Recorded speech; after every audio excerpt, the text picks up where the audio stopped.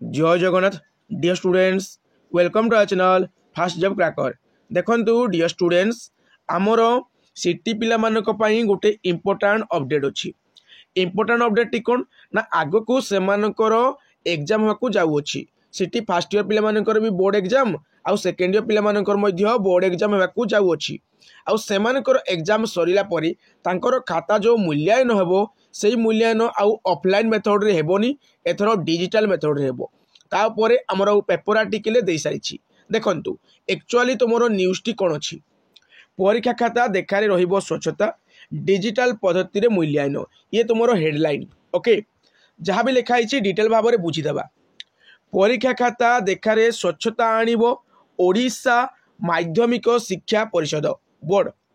परीक्षा परिचालना ठारू खाता देखा शेष हेबा एवं परीक्षार्थी को मार्क देबारे कौनसी त्रुटि रहिबो नाही। एथिपाई डिजिटल पद्धति रे मूल्यांकन करा जाई परीक्षार्थी को मार्क दिया जिवो।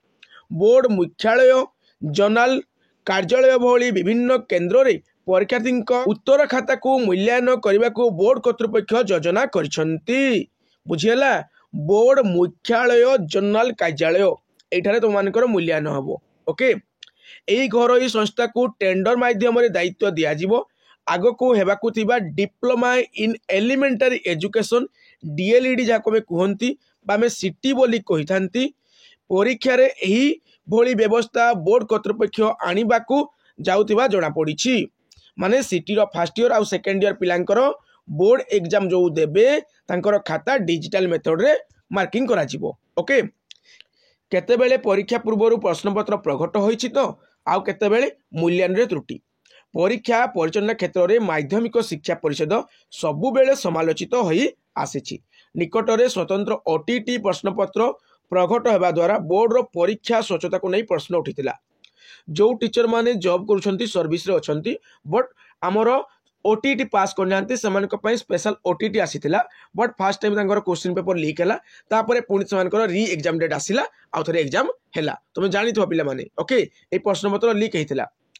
एते सबु मध्य रे किभली परीक्षा को स्वच्छ करा जिवो एवं कौनसी त्रुटि रहिबो नाही ताहाकू बोर्ड कर्तृपक्ष गुरुत्व दैछंती। एथिपई डिजिटल पद्धति रे मूल्यांकन प्रक्रिया करिबाकू स्थिर होईछि।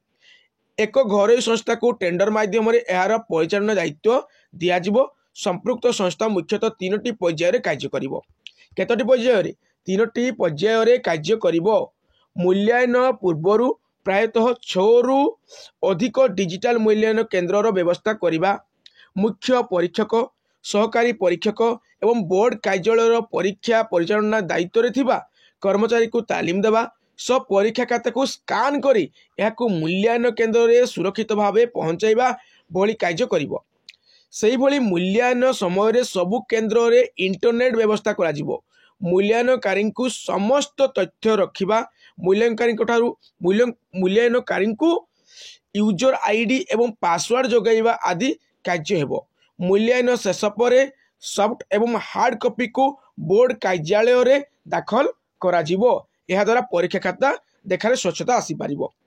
पूरा पूरी डिटेल इनफॉरमेशन तुमको मु जणाइली। निश्चय भाव में वीडियो को लाइक करो। जो माने चैनल को नुआ कर विजिट कर चैनल को सब्सक्राइब करो आउ तुम सांग मान को शेयर करके जणाई दियो। ओके जहाँकि सिटी रो फर्स्ट ईयर आउ सेकेंड ईयर जो एग्जाम होको जाउछि से एग्जाम खाता डिजिटल मोड रे मार्किंग करा जिवो। डिजिटल वे रे मार्किंग करा जिवो जणाई दियो। ओके वर्तमान विदाय नउछि। जय जगन्नाथ।